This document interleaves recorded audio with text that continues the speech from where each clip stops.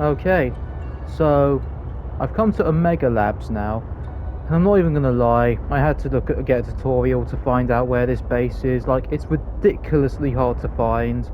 I have no shame in that. I just want to search here, see if there's anything more to find. This, yeah, this takes way too long. Just gonna see what there is. Investigation notes. Omega Lab was first breached by heavy impact, perhaps from a sea track modified with some sort of battering implement. A localized explosive charge was then released and detonated from a distance. Lab equipment was damaged to the point of inoperability, and all live specimens were destroyed. No personnel was injured. Samples have been collected for analysis to determine whether any bacteria escaped. It is, however, unlikely. The heat of the charge should have boiled everything within a 10-meter radius. Yeah, this was all of Marguerite's doing, by the sound of it. I remember in a previous dialogue, in a previous, what's it called, PDA, she said, "Don't worry, Sam, I'll take care of this lab."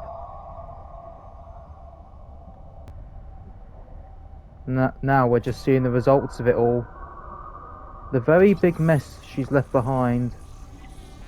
Like, this place is completely flooded.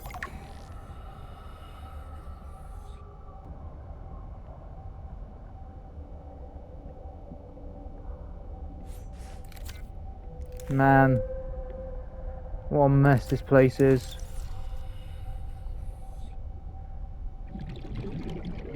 The place has been completely vaporized. Doesn't look like there's much survived in here. As that investigator said, they were working on Kavar here. We've studied the first Karar bacteria samples from the specimen. Results are promising. We were able to stimulate rapid multiplication of cells in a controlled environment, resulting in the creation of several different mutations with potentially useful applications. Think of the possibilities. Life-saving treatments, genetic research. It could be a window to understand the evolution of life on this planet. The findings could move us forward by years. We recommend a wider study, using samples collected from a greater variety of sites around the original pustules. We trust you will provide the necessary security to do so. The Leviathan site must be protected. Yeah, so that's the kind of conundrum that's been kind of faced with this whole story. On one hand, the scientists believe they could use the Karar to create, well, new cures, new treatments. It could advance medicine by years, is what she said. But on the flip side of it, Sam doesn't believe... Well, she believes that's true, but on the flip side of it, she believes that in the wrong hands, it could be used for more nefarious purposes, shall we say. Hello all. So, I've had this in the work for a little while now, and I didn't want to show you all until it was ready. But the reality is, I have a proper working base now, and I thought, well, I'll show you what I've done. It's pretty simple, really. I've been pretty efficient, I'd say, with what I've managed to build. Starting here is where I just keep all the resources and stuff like that, fabricators, all that kind of stuff. Got some battery chargers and all that as well, power cells. Over here is my garden where I've been growing crops. Pretty simple, really. I would have put a glass dome in, but diamonds are so hard, man. I don't want to waste any. It's just not worth the hassle. If we go outside here, I'm doing the aquatic vegetables. When we say vegetables, just plants in general. Ribbon plants, anema, whatever they're called, gel sacks, the whole shebang. Welcome aboard, Captain. In here, I've built a little bit of a kitchen. So I've got, well, plants, fridge to keep all the excess food, water fabricator, so that's pretty nice. Growing a few extra plants over here because I forgot to find a place for iodine until later, because I'm forgetful. In here is the bathroom. This is mainly just for show, because yeah. Very much a novelty. But yeah, this is just the bathroom. And in here, the last room, just the bedroom. Pretty simple. I like what I've done. I like it. It's a decent view. I built it right on the edge of the twisty bridges. And well, it's where the twisty bridges and the I don't know what they're called. Thermal vents? Not the purple vents, the other vents. They're near Delta Island. So it's pretty close to that. But yeah, this is my new base. And it's pretty nice. It won't let me sit, which is dumb. The time has come to build a prawn suit. So yeah, just want to get that done. Let's give it a try, shall we?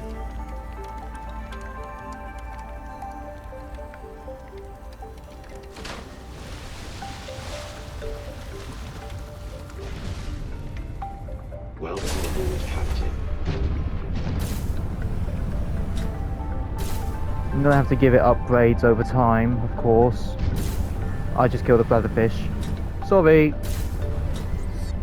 So I found this news document in some random sea monkey nest as I was looking around for stuff. A bit of an interesting read here. Or shall I read it out? It talks about, well, Altera missing the Aurora. Well, losing it. They misplaces, that's what it says.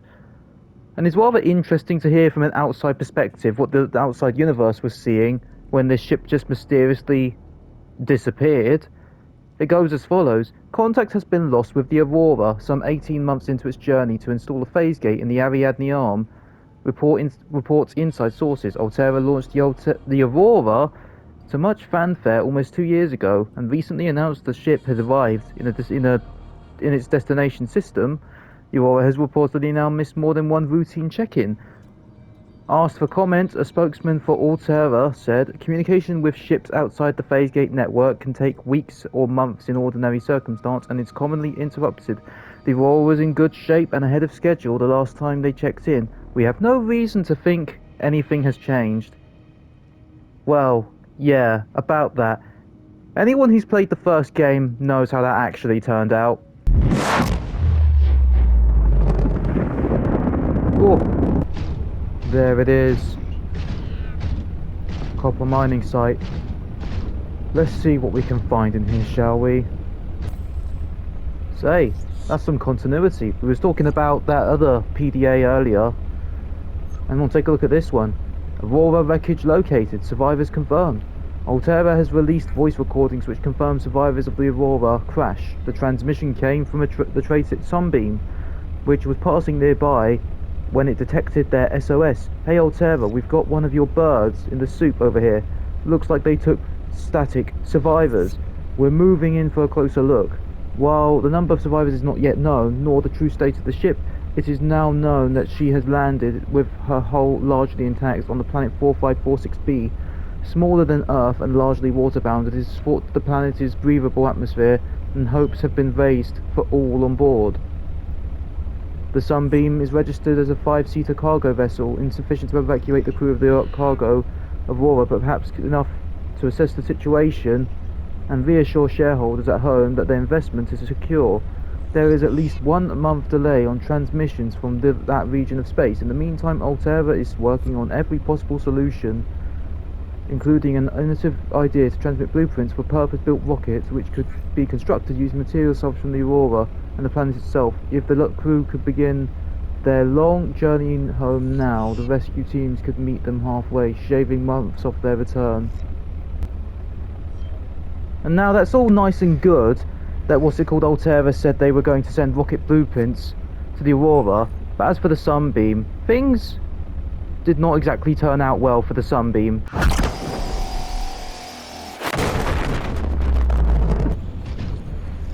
What have we got here? Oh, hey, Parvin. Can I get you to sign off here? What is all this? I don't know. Some kind of measuring equipment? Lil said she'd send someone over to set it up later. Ah, alien science nonsense. I wouldn't say that. You should ask her to show you some of her findings. Pretty interesting stuff. There might really be someone down there. You ask me, the scientists have too much control over here. What? I'm serious. Look around you. This mining facility extracts every mineral your scientists use to make their equipment. Their bases, their scanners, even your little sea trucks. I wouldn't call them little. Do you know the name of a single person who works down here? Well, I know you, Parvin. Ah, tell Lillian she's wasting her time. There's nothing down here but workers, and we already know we don't spark her curiosity.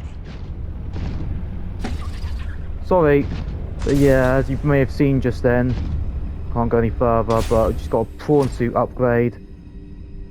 What I've been looking for.